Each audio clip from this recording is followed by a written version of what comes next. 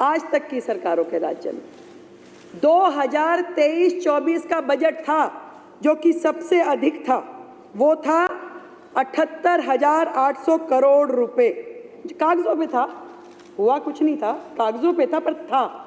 पहली बार दिल्ली के इतिहास में ऐसा हुआ कि जब 2024-25 का बजट आया तो वो घट करके 2800 करोड़ रुपए घट करके मात्र 76,000 करोड़ रह गया, जो किसी भी राज्य के इतिहास में, दिल्ली के इतिहास में सबसे बुरी स्थिति थी, घट करके 76,000 करोड़।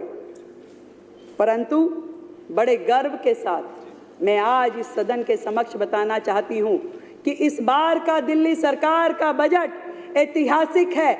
1 लाख करोड़ रुपए का प्रस्तावित किया गया है। 1 लाख करोड़ रुपए का बजट प्रस्तावित किया गया। 1 लाख करोड़ रुपए का बजट,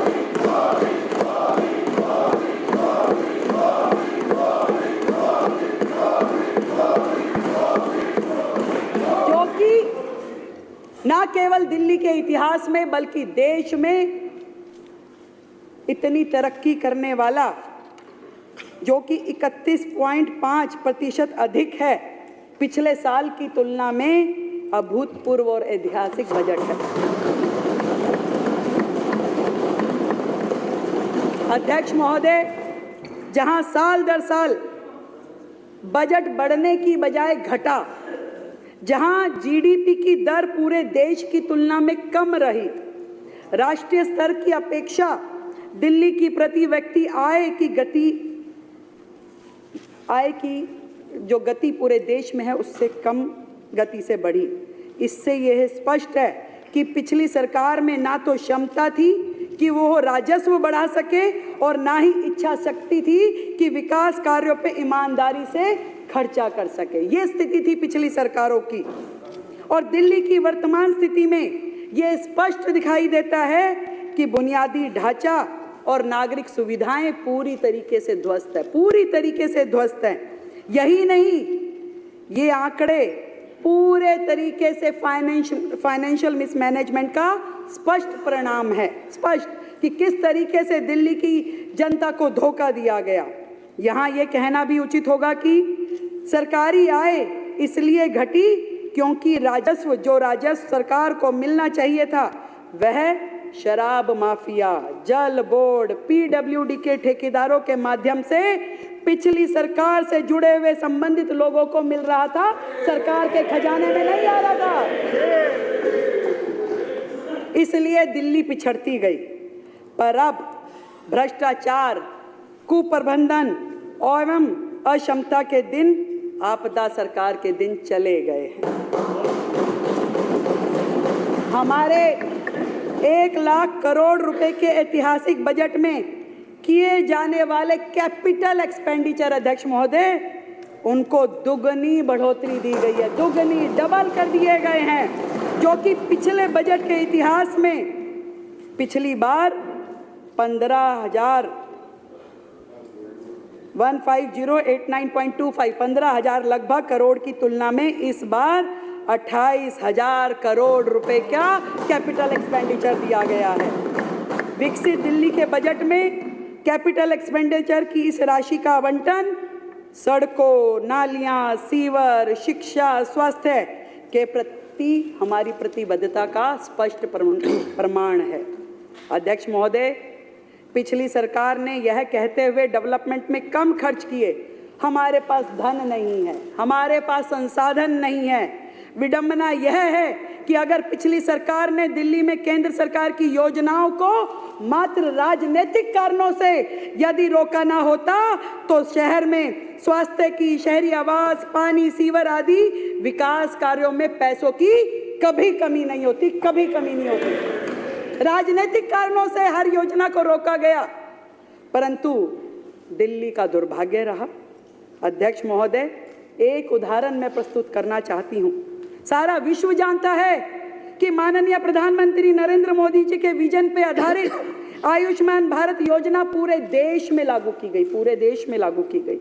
लाखों जरूरतमंद नागरिकों को इसका सीधा फायदा प्राप्त हुआ, सीधा फायदा। परंतु केंद्र के निरंतर अनुरोध करने के बावजूद लगातार कहा गया कि इसे दिल्ली में लागू कीजिए, परंतु दिल्ली में वो लागू नहीं की गई, सिर्फ इसलिए कि तत्कालिक जो मुख्यमंत्री थे वो चाहते थे इस योजना में उनका नाम जोड़ दिया जाए, तब वो लागू करना चाहते थे, उनका नाम जोड़ दिया जाए। और इस जिद का खामियाजा पूरी दिल्ली को भुगतना पड़ा। कितने तकलीफ की बात है, जिन स्वास्थ्य सेवाओं का नाम केवल नाम के कारण उन्होंने दिल्ली को आयुष्मान भारत से जोड़ के रखा, तोड़ के रखा। आज इस सदन में मैं बड़े हर्ष के साथ ये बताना चाहती हूँ कि सरकार ने जिस दिन अपना कार्यभार लिया, शपथ के तुरंत बाद पहली कैबिनेट की मीटिंग करके आयुष्मान भारत को दिल्ली में लागू करने का निर्णय लिया गया और ये योजना बहुत जल्द अब दिल्ली में लागू हो जाएगी, जिसके माध्यम से दिल्ली के लोगों को प्रधानमंत्री जन आरोग्य योजना, आयुष्मान आरोग्य मंदिर और प्रधानमंत्री आयुष्मान भारत इंफ्रास्ट्रक्चर मिशन जैसी योजनाओं के रूप में बेहतरीन स्वास्थ्य सेवाएं उपलब्ध हो पाएंगी। हमारी सरकार ने किया अध्यक्ष महोदय, और ये निर्णय भी लिया कि प्रधानमंत्री जन आरोग्य योजना में केंद्र के द्वारा दिए जा रहे 5 लाख रुपए के इंश्योरेंस के साथ साथ दिल्ली सरकार उसमें टॉप अप करके और 5 लाख रुपए का अतिरिक्त इंश्योरेंस दिल्ली के लोगों को देगी। और इस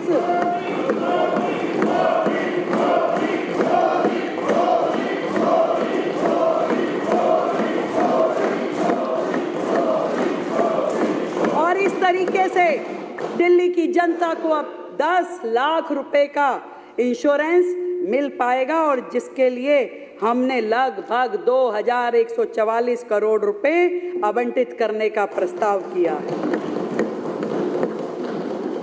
अध्यक्ष महोदय, हमने अपने घोषणा पत्र में दिल्ली के प्रत्येक नागरिक के जीवन को बेहतर बनाने के आशय से 16 संकल्प घोषित किए थे और महिलाओं का सशक्तिकरण माननीय प्रधानमंत्री नरेंद्र मोदी जी के एजेंडा में पहला स्थान रखता है, हमेशा से पहला स्थान रखता है।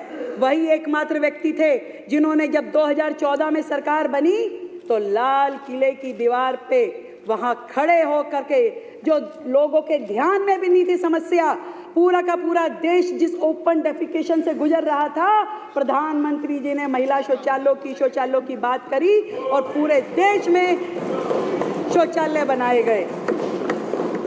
प्रधानमंत्री जी के इस विजन के साथ इसी के अनुरूप हमने घोषणा की थी कि दिल्ली की गरीब महिलाओं को प्रति माह 2500 रुपए उपलब्ध कराए जाएंगे।